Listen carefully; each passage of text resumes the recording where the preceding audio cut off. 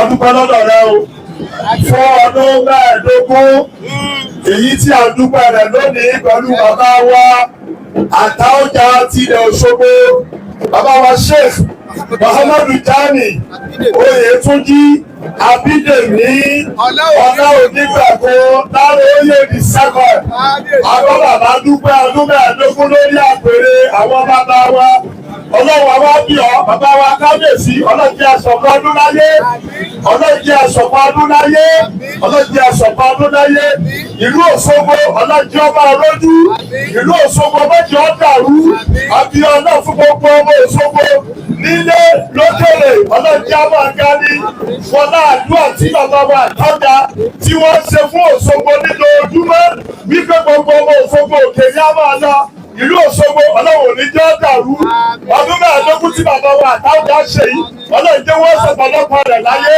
gbogbo ọmọ Òṣogbo táà wá ń yọ̀ pẹ̀lú bàbá lónìí ọlọ́run ọbìọ́ wọ́n lọ bàbá wa Àtaọ́jà ọlọ́run mọ́tọ́lọ́ tí a náà dàrú ọlọ́run bisimilayi rahman rahim ya bisimilayi rahman rahim bisimilayi rahman rahim.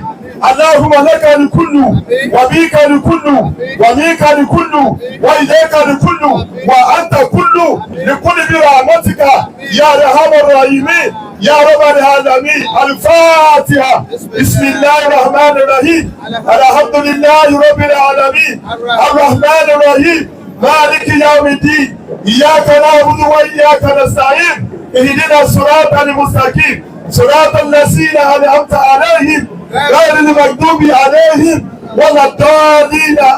آمين آمين آمين. سبحان ربك رب العزة عما يصفون والسلام على المرسلين والحمد لله رب العالمين. Òṣogbo òròkì kò ní bàjẹ́ o.